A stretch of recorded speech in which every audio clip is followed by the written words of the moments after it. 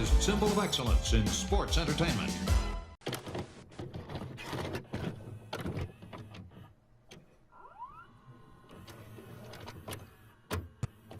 As cold as a razor blade, as tight as a tourniquet, like the skin on a dying man. I don't want a piece of the world. I want the whole world. I make my own rules because it's much easier that way. Trust me.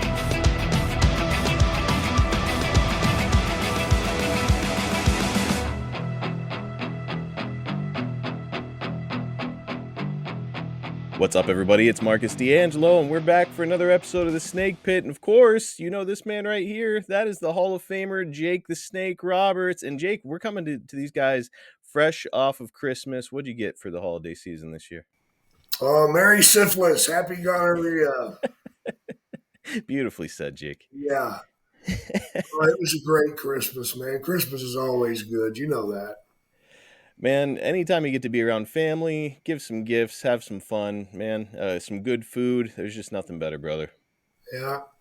Now, what did you ask Santa Claus for this year? Just a healthy year. Hey, that's good enough for me. Yeah, that's all I'm looking forward to. Well, I'm really looking forward to what we're doing today on the Snake Pit. We've got a really fun episode in store this week, Jake. This is going to mark our very first look back at your time working in the Mid-Atlantic territory, which lasted something like 1 calendar year. And this month, we're starting with your arrival in August and covering part of September of 1981. After this, we're going to go kind of month by month and look back at all of it so we can tell the full story of a time in your career that just has not been covered very much in long form. And I'm looking forward to it, man. Well, I'm glad you are.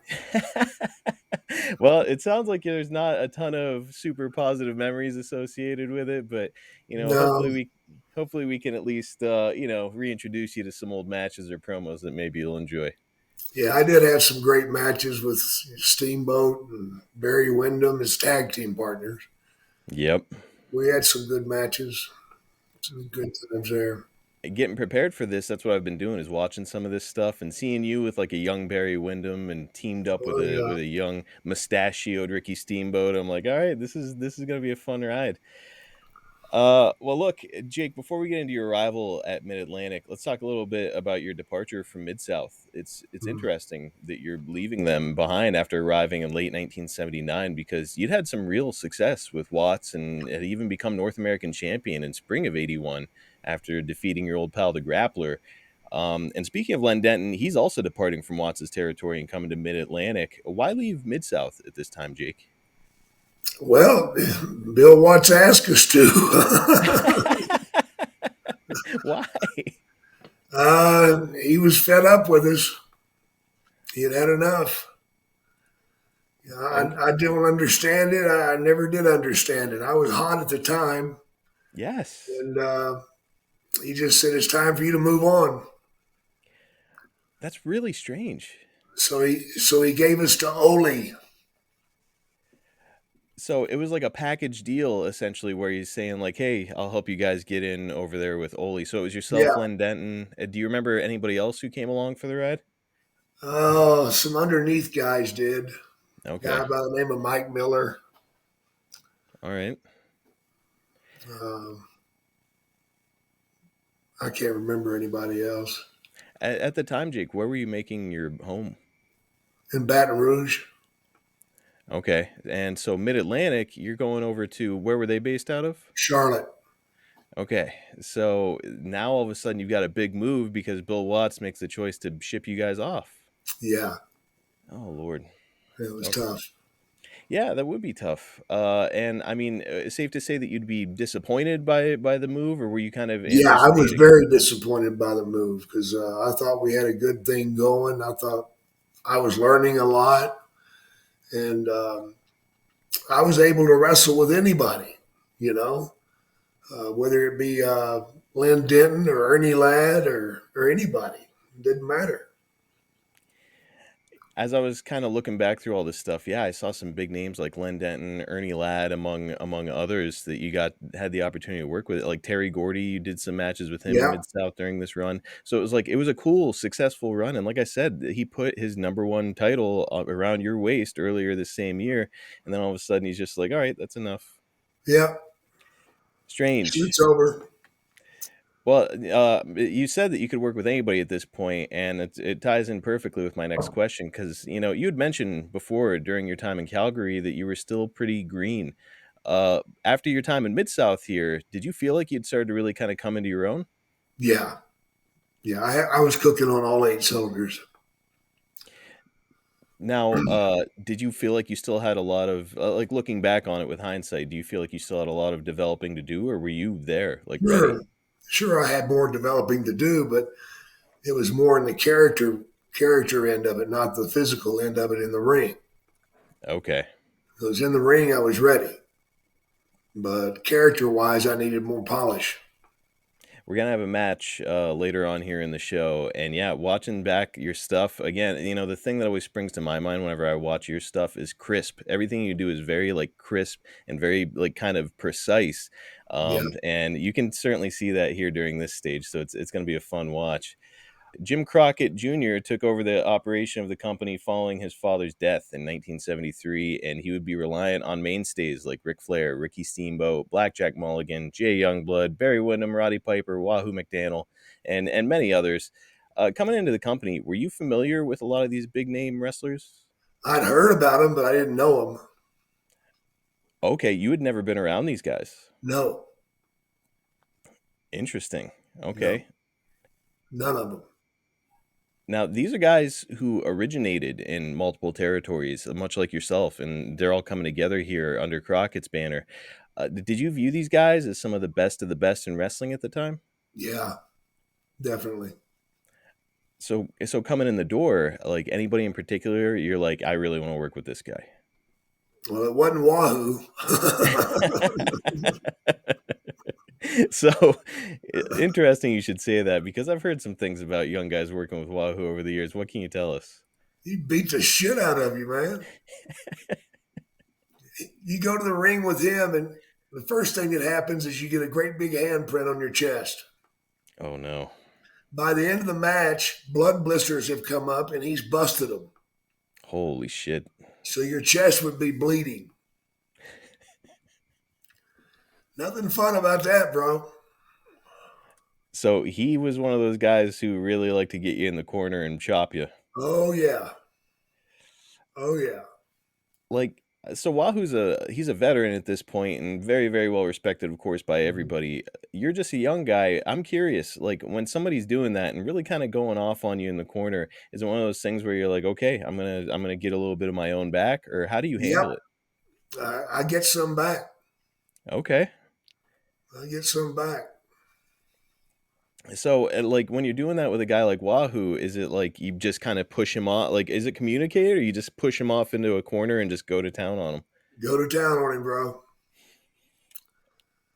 It's an interesting culture because you'd think that like a guy, well-established guy, would be fucking pissed if some young guy's pushing him around the ring trying to get him back, No, but they probably no. respected you, right? He respected it. So your time in Mid-Atlantic is prior to Crockett having the number one territory, but Crockett was serving as the NWA president in 1981. He is known, this is Jim Jr., he's known as being a really hard-nosed negotiator and businessman. What were your early interactions like with him? They were rough, man. Yeah. I didn't fit in there. You know, I was one of those guys that I was on the B team. Mm. I was my main event on the B team. And that's the way it was the whole time I was there. One of the cities that was one of their best drawing cities was Richmond, Virginia. And I guarantee you in a year, I was only there twice. Really? Yeah, out of a year. That meant I was in Charleston, South Carolina, which is not a fun place to be. What was wrong with Charleston? The lack of fans. Ah, okay. So negotiations, obviously, it was more like set up for you by Bill Watts for you to come over there. Right. And you're talking about lack of fans, which I assume means that there were no guarantees at the time. It was like you make based off the There, house. there was a guarantee, but I think it was $40. $40, Yeah. like per match, Yeah. and then they pay you based on the house. Yeah. Okay. That sounds You know, shitty. in all fairness, I wasn't ready for a big territory like this. I had never negotiated anything. I had never had to go in and talk for my job. Mm-hmm. I just went to some place and went to work, and there you needed to be in that office a couple days a week, brown nosing. Oh, okay. And I wasn't good at that by choice. So the guys who were showing up at the business on off days and just chit chatting with Jim or David or Right. whoever, those were the guys who were well positioned. That's it. Interesting. So now, as you are coming in, had you talked to Jim Jr. at all before arriving there? Or is it your first time Nope. meeting him when you get there? First time meeting him when I got there. And there was no talk of money prior to that? Nope. Oh, man. Yeah, you're kind of hamstrung where it's like you're showing up in the territory you've already moved, and it's like, I guess I have to take what you give me. That's right. It was real Oh, Lord. foolish on my part. It's funny, Jake, watching back these clips, I'm like, man, this is some really good shit and some great promos and big stars. It's like, yeah, it's going to be exciting. So I was a little surprised when you said like, yeah, I'm not super looking forward to talking about this. Now it's starting to come together a little bit. How would you compare Jim Jr. to Bill Watts or Stu Hart as a promoter? Maybe not, you don't like him as a dude, but just his promoting abilities. I thought he lacked a lot. Mm, He didn't know wrestling. He just he had a group of guys. He let them do everything. Flair and Wahoo and Ole. They told him what to do, and he did it. okay. So somebody new coming in is going to have a hard line to pull because you don't have a spot. So that's something that we heard about Eric Bischoff a lot during the Yeah, WCW days was that, yeah, he didn't really know a ton about wrestling. So he was reliant on some of the boys like, hey, is this right, a good idea or is this a bad idea? And right. invariably, the boys are just going to position themselves well when they get asked those questions. That's it. That's the Okay. same thing that happened there with Crockett. Well, you mentioned Ole there, and Yeah, he was booking for Crockett at this time. Would this have yeah, been the first time you'd cross paths with him? yeah. He came to Louisiana to watch me wrestle. Really? Yeah, and then brought me in. Okay. And I expected him to do things with me. He did fucking nothing for me. Just put me in tag matches on television. That was it. Didn't shoot an angle with me, didn't do anything. So it sounds like maybe he took some interest in you because of your work, and like it must have been Ole who negotiated with Bill Watts to bring you and some other guys over. Yeah, yeah. Well, you've mentioned before that you were not a fan of Ole and didn't have a No, ton of respect for him as a booker either. no. Uh, can you give us a little bit more insight on what exactly left you with this negative outlook on Ole? Ole knew how to book himself, Okay. and that's what he did well. But he didn't know how to book everybody else. He didn't have a clue. And his idea of a match is go out there and fight and then have a run in. Fuck, man. People, it was so bad that people during the match, whenever it got really heated, people quit watching the match and they would turn and look to the back to see who was going to run in. Oh, holy shit. The fans were. Yeah, Oh, no. that's how bad it got, man. But no, only, yeah, he knew how to book himself. But after that, not so much. So his booking abilities were lacking, but I also get the impression that just as a man, you were not a fan of him, his behavior or whatever. No, it Like, wasn't. Ole was a bully. He was a bully, and he would say things to you, and you had to be careful how you come back because he'd tell you, "Be careful what you say, kid, or you'll be in fucking Charleston the rest of your life." what the fuck? you know. So it's like, okay, I got to shut my fucking mouth. But my favorite guy was Blackjack Mulligan because Mulligan went into the office to talk to Ole, and he made an appointment to talk to Ole. And when he went in, Ole started to say something. Mulligan knocked him out.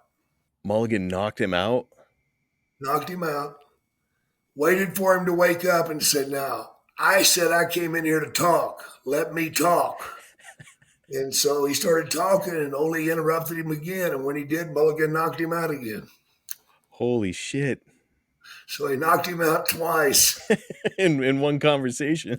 One conversation. He was my hero. We've heard over the years that Blackjack Mulligan was not a man to fuck around with. Nope. Man, that is awesome. I've never heard the story of him knocking him out once, let alone twice in the same conversation. Yeah. Twice the same conversation, man. That's good shit.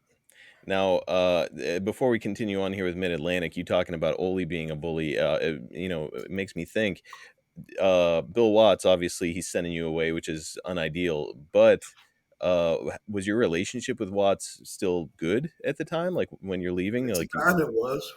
Okay. Yeah, at the time it was. I didn't like him, but big deal. Are you guys parting when you leave for the WWF years later on a handshake, or was that when the issues between you and he really sprung up? No, we left on a handshake there too. Okay, so it wasn't until he kind of fucked you over in WCW that things went south. That's it. I gotcha. Okay. Well, look, every booker's got some rules and formulas that they follow. Was there one thing that Ole booked better than others? I know that you said that he kind of fucked a lot of stuff up, but a lot, for example, Kevin Sullivan is known for booking heat. Pat Patterson has the gaga. Dusty is great with his creativity. What did Ole do well? Fuck things up. He was good at fucking things up. And booking himself. Yeah. Jake, if I can get you to look inward for a little bit as a guy who booked yourself, what do you think was your greatest strength when it came to booking? By being able to manage everybody else. Okay. I took my pride in booking everybody else, not me. Because bottom line is, I didn't want to be on last. I wanted to be on like second, You get to leave earlier. Yeah, have an easy night, Man, it's unique because we do hear over the years that guys like Dusty and of course Ole, and we'll see that here with Ole, they'll, have great ideas, but a lot of their great ideas are centered around themselves and the main event, and the title and stuff. All of it. Well, we know that when you were working with Watts, that travel was notoriously awful. How was the travel here when you're getting to Mid-Atlantic by comparison? It wasn't as bad. It wasn't as bad.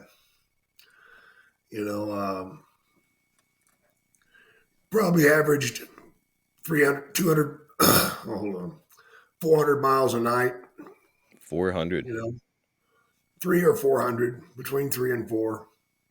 Whereas with Watts, it was between 5 and 6. Holy shit. Yeah. Okay, so there's one positive to making the jump. Ready for some great news during the holidays? Just last week, interest rates fell lower than they've been in months. This could be your chance to finally pay off all of your high interest rate credit cards and lower your monthly payments by $500, $600, $700, even $800 a month. But how much can you save? It's free to find out right now at SaveWithConrad.com. And you don't need perfect credit or money out of your pocket, and you even get to skip your next 2 house payments at SaveWithConrad.com. 2 announcers here at the time are Bob Caudle and David Crockett. You'd work with Bob again down the road with Smoky Mountain, but at this time, he's the true voice of Mid-Atlantic. What did you think of Bob and his announcing style? Go ahead, let him have it. Oh man, I can't do that to old Bob, man. Some people like Bob's stuff, but I just wasn't a big fan of it.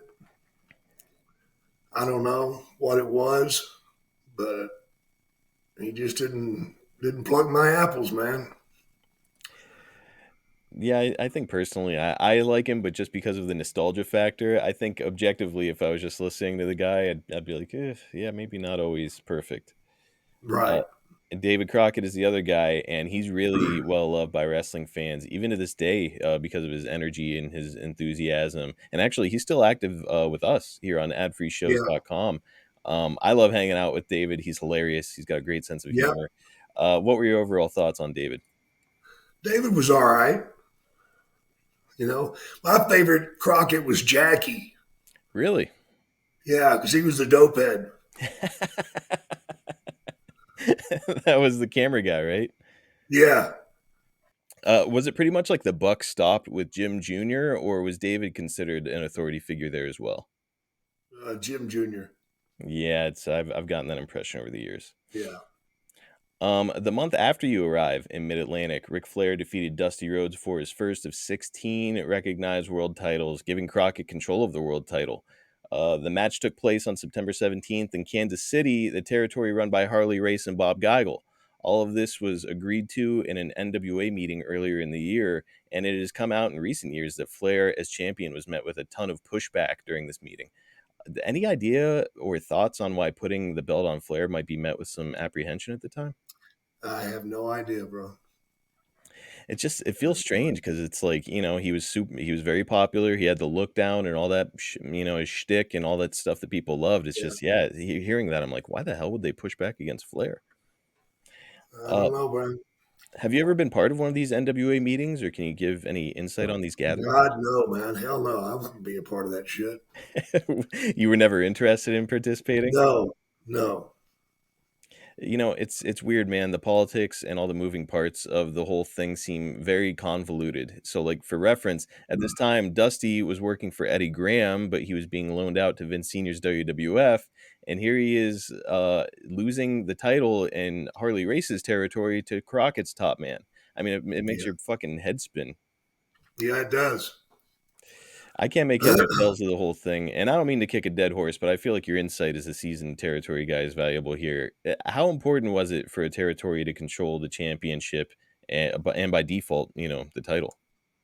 Well, you got the number one draw, you know, and you just loan him out when you want to. So that means that you've got him pretty much anytime you want him. Okay. So he's in your backyard all the time. And I have to imagine that there's a money-making opportunity with having the champion from your territory and loaning him out to territories, right? Sure, they get a percentage. Okay, now it's coming together. Yeah, I think it was 20%. Holy shit. Okay. That's a pretty good kickback for just sending a guy off. Yeah, Now, you mentioned on the last episode that never getting to hold the NWA title was something of a career regret for you, it's the same case for guys like DiBiase and Hogan, from what I've heard. yeah, Flair's got it here, and he's often referred to as the last traveling NWA champion, and during that insane travel schedule, which Terry Funk himself and others quickly got burnt out from. Uh, yeah. hy- Hypothetically, Jake, if you had been offered a run with the belt, what were your thoughts on that crazy schedule? Oh, I would have done it in a heartbeat, man. Really? Oh yeah, oh yeah. I don't know how long I would have lasted, but I would have damn sure give it a shot. At the You know? time, it's late 81. Are you married? Yeah. Okay. But like travel wasn't a huge issue. Like you could be away No, it without. wasn't. Okay. No. Man, that's a fun what if for me and a lot of other fans who I know would have liked to have seen you get a run with that belt. In fact, my wife was in Texas. Really? Yeah, she stayed in Texas while I went everywhere. Was she from Texas and just didn't want to leave with you? Yeah, yeah. I gotcha. Okay. Well, that's got to create some frustration too for you, like having to, leave behind Louisiana and so close to her. Well, she was in Louisiana with me, Okay. but whenever I made the move to Charlotte, she stayed behind. I mean, is she giving you a ton of pushback on like you having to be No, away now full time? no. Wow. Well, I Read know. between the lines, brother. Read Yeah, between the lines. I was trying to think of a tactful way to continue that conversation, but we'll just move on. Jake. Unfortunately, we married way too young, and Okay. the marriage was in rough rough water. I gotcha. So a couple young folks maybe got married a little bit too quickly, and all Yeah, the travel and whatnot, I'm sure was starting yeah. to get between you. The glitz and glamour died real quick. Yeah, being married to a celebrity is probably a lot of fun until you fucking never see them. Right. Yeah, so I get it. So Jake, coming in the door here to Mid Atlantic, you've got a cowboy gimmick, which is kind of a cool look with the hat. It's got a rattlesnake on it and stuff. Yeah. Were you doing the same gimmick in Mid South, or was this new? That was new. Who came up with that whole thing? I did. Really? Yeah. Now, looking back on it, what do you think? Sucked. It looked cool, but I'm not a fucking cowboy. I have the benefit of hindsight or foresight, knowing that what you're going to become down the road. So when I go back and see this stuff, I'm like, he looks like a young Sam Elliott. Like, it's kind of cool looking, and he's got the Yeah. voice and the mustache, and I don't know. Like, for me, I'm like, I don't know, it kind of works, but at the I got time, I got the Sam Elliott, and I also got the Magnum TA thing, or yes, Magnum, not Magnum TA. the Just Magnum Tom Selleck. PI. Tom Selleck. Yes, yes. Yeah, that's what I used to get all the time. I mean, it looked pretty cool. And by the way, you did kind of have the Magnum TA thing going on too. Was he active at the time? He was just starting. Okay, so if he, if anybody's going to be pissed about gimmick infringement, it would be you for him Oh coming in.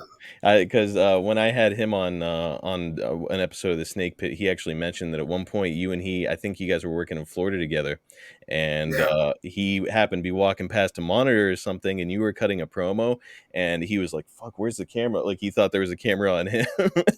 so yeah, you guys had a very, very similar look. Yeah. Well, you're starting out here, as you mentioned, in tag teams right away with Bad Leroy Brown and Ricky Steamboat. So day one, you are here in a tag team. We talked about the lack of ability to negotiate earlier. Are you just coming in the door and they're just like, "Hey, great to see you. I'm glad you're here. You're in a tag team," or how does that shit go? That was it. That was it. I mean, it's you're No still lead up, no prep, no nothing. You and you're Steamboat are in tag. you're still young, so it's like, I guess it's cool to continue to learn and watch from the apron and stuff, but I have to imagine that after like a singles run and being the North American champion, you've got to be frustrated as hell. Oh, I was frustrated, man. I mean, it's one thing if they try, but they didn't try anything with me. Nothing. And it was so frustrating, man, that I believe I quit twice on Ole. Did you really? Yeah, I went home to Texas, and then they'd call me, and I'd come back. How stupid was that? What was making you come back? Just like no other opportunities knocking? They'd promise me shit. Yeah, okay. Then I'd go back, and they didn't fulfill it again. Are they promising you like titles, singles runs? They're promising me a run. Okay.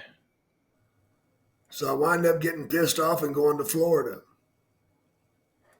And joining forces with Satan down there. Yep. So Ricky Steamboat, we talked about him a little bit on our episode. He's a mainstay here in Mid-Atlantic. He's going to win United States and heavyweight titles there. Can you give us a little refresher? What did you think about Ricky during these early days around him? His time around me, man, was always great. He was great in the locker room. He was great in the car on the highway. And he was damn sure great in the ring. Mm-hmm. He was a gentleman. He was a fun guy to be around. Did you feel like he was already at that peak performance level we would see him at in the WWF at this point? Oh, yeah. Yeah, he was there. He could do anything. He's super over with the crowd, and it is kind of, if you're going to be paired with somebody in a tag team, probably not the worst guy to be paired with right out of the gate. No, absolutely not. But they just didn't have plans for either one of us. Well, speaking of tag teams, Gene Anderson is retired from active competition at this time, and Roddy Piper has assumed the role of the new tag team partner for Ole. They're going to come out and introduce themselves to you during a match with Jim Nelson. Let's have a look at this one. There's a foot into the midsection. There's a knee lift, which floors Nelson. Nelson started to get up, fell flat back down on the mat. And Ole now going to pull him out of the ring. Have a little chat right here, give him a little bit of advice. This has got me worried. Now here Jake, goes Ole. wait a minute. And Roberts waiting on him. Meets him right on the apron. Nelson now gets him from behind. That's what I was afraid of. Nelson with the elbow smash right to the back of the neck. Roberts is in trouble now. Yes, he is. You see Anderson still around the ring. Oh, two, and Roberts kicks out. He almost had him pinned. Almost, but Roberts not giving up. The young man, he's fighting three people. Ole Anderson, Roddy Piper outside of the ring. Come on, Jake. Come on. Come on, Jake. Don't let him get to you. You gotta fight it. You gotta fight it, Jake. Well, Nelson now really got the pressure to the chin with a knee in the back. He hears those people. That's what's keeping him in there. He's gonna bridge. He's got it up. He's got it up. Oh, good move. Good move. Come on, get to your feet, Jake. Get to your feet. Elbow smash again as he got his Push that pin, Jake. Every one he kicks out. He kicks out that time, baby. Again on one. Nelson, though, right back to the attack. But Jake feels it. He feels it. He's got him behind him. He's trying to make it to the rope. No. Good move. Good move. He got his shoulders right behind him to just butt him almost into the corner. Boy, Roberts throwing some wicked rights there. Across the ring. Into that turnbuckle. Look, he keeps on looking around though. He just doesn't know. He just doesn't know. And now it's Roberts into the turnbuckle. Right over. Oh, no! Oh, on the top of the head. Oh, right on his head. Did you see that? Ole Anderson Oh, he's knee destroyed lift him. and Piper. Knee lift. Oh, my word. And three, he's pinned. Great win. Beautiful. By Jake Ruff. Wait a minute. Both of them coming in. Now here's Ole up on the apron. Here's Roddy Piper up on the apron of Let's the stay ring. with it. Anything can happen. All right, wait a minute. Ole wants to get in. Looks like Piper now is trying to hold him back. Here comes Ron Bass in. Ron Bass is just watching the situation right now. And Roberts, he almost was able to get that right hand into Ole when Ole turned around to look at him. Here's Ron Bass, and I think that's going to calm it all down, David, at this point. Ron Bass gets in to give Jake Roberts a hand. Wait a minute. Maybe all four are going to get in the ring.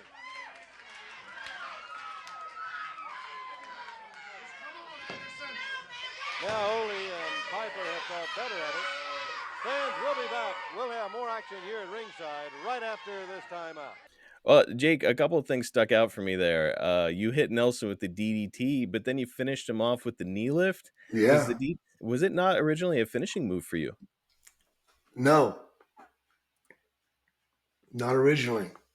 I was just developing it at the time. I hadn't really got it down yet.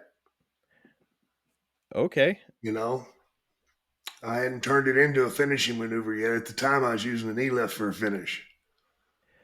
That is cool as hell. So, I'm going to share this on social. That's an early DDT that we're getting to see. Yeah. Not the first one, certainly, but an early one. And you could tell because the guys didn't know what to call it. And you could hear the shock in David's voice when he saw it. He was like, oh my God, what the hell? He dropped him on his head. It was cool as hell. The other thing that stuck out, Jake, is that you're working in really, really tight quarters there where the audience is just a couple feet away from you guys as you're working there. Yeah. I mean, how much does that impact your match? Doesn't bother me. Really? No. What about like calling spots in the ring and stuff? Oh, I can get it done. You just whisper. I can get it done. I'll take him to the other corner. Man, it's like having people on top of you like that, hearing every grunt and groan. I don't know. I know it would make me uncomfortable. every fart, everything. What was really funny too is earlier in that video, because I watched the whole match, you could hear that Jim Nelson guy, and he's making the weirdest fucking noises as you're like clutching him, where he's like, Yeah, like, like it sounds he like used he's too getting much. You It know was, who he was? Boris Zukov. that was Boris Zukov? Yeah, No shit. Jim Nelson was Boris Zukov. Yeah, he was Private Nelson for Slaughter for a while. How about that little fat? I never put that together. That Yeah. is awesome. Was this your first time around Piper, or had you met him Yeah, it's previously? first time around Piper. Okay, so I mean, we're going to be talking a lot about Piper here, and actually, you have a singles match with him during this run, which Yeah, we are certainly going to be watching back. But for right now, I mean, he's very over the top, very attention grabbing in his promo style. I yeah. watched a couple of them, and he is just like he's out there, dude. Oh yeah, he And was. and this version of you, conversely, is like you're very like subdued, you're straightforward on the mic. Yeah. And the argument for best promo tends to be between the two of you. So it makes me wonder during this time, like Piper's promo style, what did you think? Oh, I thought it was fabulous. Are you kidding me? He was doing the best promos out there. Would you say, I mean, it's funny seeing some of his stuff because it does seem like stuff that you would do down the road, except yours Yeah. yours is a little bit more controlled, where he's just a fucking maniac. Yeah. And would you say that you borrowed a little bit from Piper? Sure I did. Sure I did. It's cool to see. For your money, is he the greatest promo ever? Yeah. I think it's you, but I can see why a lot of people really like him and the stuff that he did. Like I said, we're going to continue to talk about Piper and Ole as your time in Mid-Atlantic continues. But being paired with the Booker and one of the bigger stars in the territory is pretty significant. I know that, you didn't Yeah, but quite it never happened. Oh, wait a minute. So we're about to watch it. on TV. We're about to watch another promo where you're teasing this thing. So you guys didn't wind up doing any big Nope. shows with him? Nope. Only on TV. Only on TV, bro. So I think a lot of our listeners are going to hear this and say, like, well, you're on TV with him, like that's it. Back in those days, the main event was like building toward there were no pay-per-views, so you guys were building toward going to a building and having a huge blow off in front of a Right. giant crowd. Right. Except it never happened. Yikes. Okay. And So I I mean, never tagged up with Ron Bass either. you didn't? I don't think so. I see. I know that down the road on our next episode, we're going to be watching some promos that you did with him and stuff. But man, I don't know. Like, do you feel like there was just something that they didn't like about you or your style when you came in? I don't know, brother. It was something though. Like, there's something going on here where Ole is scouting you, and then all of a sudden Yeah. brings you in, tries to work with you, and then decides he doesn't want to. It's weird. Yeah. Well, I had the people. we heard him chant your name there during that Yeah. match. Yeah. We'll continue to cover it as this story moves along. So the week after this match, or this interference during the match, or from Ole and Roddy, you come out with another tag team partner to address the situation. Let's have a look at our second and final clip this week. Talking about tough customers, here's a couple of tough ones right here. Jake the Snake Roberts. Jake, Bad Leroy Brown. Good to see you. Look what I brought with me this week, man. Yes, sir. I've had a lot of partners in my time, but this is one of the biggest, and Bad knows how to get down. So let me tell you something out there. Ole Anderson, you've been poking your nose in on me. You've been looking around my matches. I don't know why, but I just want to warn you. If this man's around, you're going to get bit. And if he don't do it, the snake will. Talk to him, Bad. Leroy, hey, we've had guys like Sergeant Slaughter come in, also Abdullah the Butcher. It's really getting rough. Hey, you know it's getting rough around here in the Mid-Atlantic area. And only the strong shall survive. You know, back in Chicago, the one thing I learned early in life, and that's how to survive. And me and my man Jake can take on all takers. And Ole Anderson, I don't like him no way, like I told him before. And anytime I get my hands on him, anywhere, whoa, he gonna pay some heavy dues. All right. Jake the Snake Roberts, Bad Leroy Brown. That's David. something else. They are two rough ones, and like they said, watch out, Ole They're Anderson. ready to take on all Yes. comers. Watch out, Ole Anderson. We'll see you on TV. Yeah, I don't remember us ever having a match. You and Bad. Nope. Well, actually, next time we discuss it, there is a tag team match with the two of you on there that we'll Really? we'll watch back. Yep. Wow.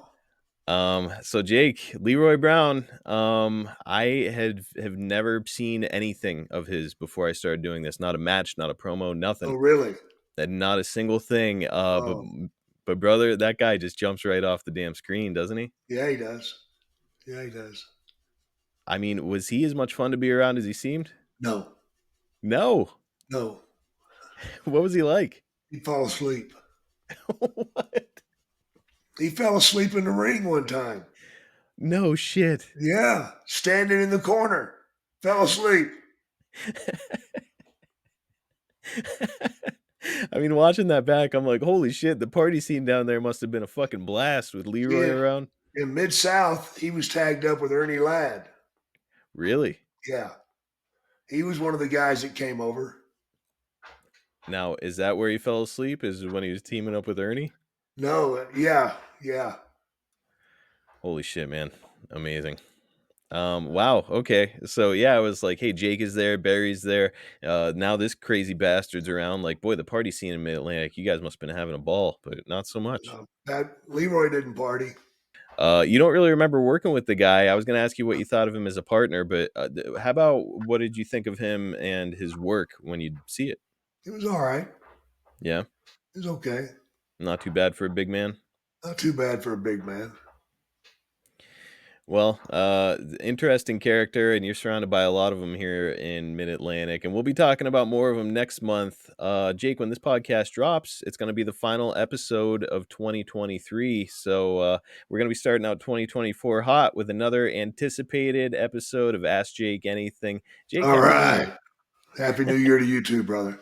Hey, man, it's been a fun ride. We appreciate all of you Yeah. listeners out there. We didn't get to say it on the last episode, but we hope you have happy holidays and safe New Year, and we'll catch you on the other side, 2024. All right, bro. Okay, guys, if you're looking to attract that 25 to 54-year-old male demographic to your product or service, you have got to check out advertisewithsnake.com. I mean, getting Jake the Snake Roberts to talk about your product, absolutely. Not only that, we're going to put it over on social media. Jake will put it over on his social media. I mean, you cannot do any better than having Jake endorse your product. He's still a household name. He's still on AEW TV. He's still out making the town, shaking hands with fans, and he can help you target the exact audience that you're looking to attract. If you need evidence that it works, all you've got to do is listen to the show. We are always advertising for the same folks because once they advertise with us, they find out that what we do works. Head over to advertisewithsnake.com and get teamed up with the Hall of Famer Jake the Snake Roberts. JakeTheSnakeShop.com is your destination for rare signed collectibles straight from the man himself. We're talking about autographed figures. We've got shirts. He's got 8x10s and much more. By the way, there is a fire sale still going on the custom sculptures of Jake made by Sin Bodhi. They are available now, and they are just awesome looking. He's got the head sculptures, which are just incredible pieces of artwork.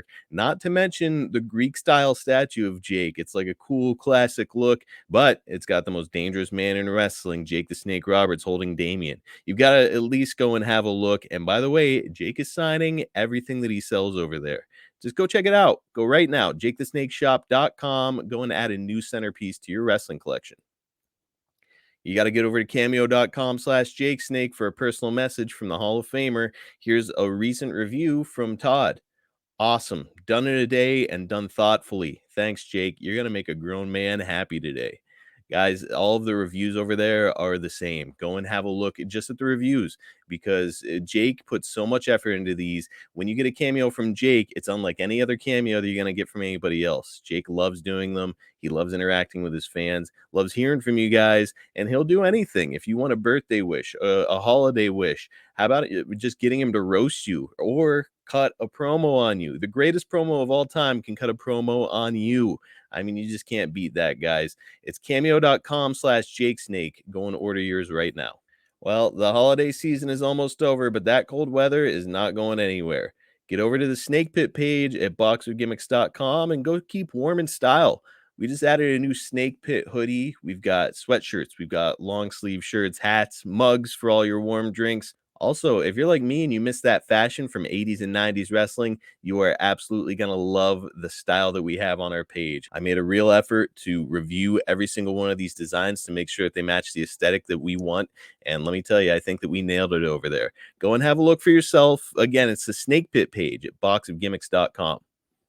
Check us out on YouTube at youtube.com/@snakepitpod for short clips from the show, highlights, and some exclusive content. By the way, speaking of exclusive content, here's a reminder. We just dropped that WCCW bonus episode with Baby Doll as the guest host, and the only place you're going to get it is on YouTube. You won't be able to hear it anywhere else. So just get over there, check it out, and do us a huge favor by subscribing. Also, if you've enjoyed our podcast, please like, subscribe, and leave us a 5-star review on all platforms. It's going to help Jake and I out a whole bunch. And just a reminder, as always, you can get the Snake Pit and all the other shows in our network early and ad-free at adfreeshows.com. It starts at just $9 a month, which adds up to less than 15 cents per episode each month. Plus, I mean, there's just a ton of bonus content, interactive chats with your favorite hosts and wrestling personalities, and so much more over there. The latest Hacksaw Hour is up there right now with myself and Jim Duggan, and we have every show we've ever done so far in the archive, so you can get caught up if you're behind. I absolutely love recording with Jim and hearing his hilarious, unique stories. I mean, the guy's been in wrestling for so long. He's done so much. He's been to so many territories. I mean, we are just at the very, very tip of the iceberg, and we're 8 episodes in. If you like what we're doing here, I really think that you're going to love the Hacksaw Hour. Head over to adfreeshows.com today and get signed up. Also, as many of you know, I do a podcast with Ted DiBiase called Everybody's Got a Pod, and we were just nominated for an award. The Sports Podcast Awards just made us one of their finalists for Best Wrestling Podcast, and we need your vote to help us get over the finish line. We would truly, truly appreciate any support that you could give us. Just go over to sportspodcastgroup.com, find the voting page, look at the wrestling category, and cast your vote to do us a big favor. You can catch Jake on X at JakeSnakeDDT, on Instagram at JakeTheSnakeDDT, and on Facebook at Real Jake the Snake. You can follow me at Marcus P. D'Angelo on X, and you can follow the podcast at Snake Pit Pod on all social media platforms. I absolutely love this look back to Jake's time in the Mid-Atlantic territory. There's still so much left to tell. Again, we're going to be going month by month. And again, this is a period of Jake's career that just does not get talked about. Go and look through any shoot interviews he's done or radio conversations he's had over the years. Nobody asks him about this. There's so many news stories that we're going to get to hear when we start exploring this, and I cannot wait. And I can't wait to see you guys in 2024 right here on The Snake Pit.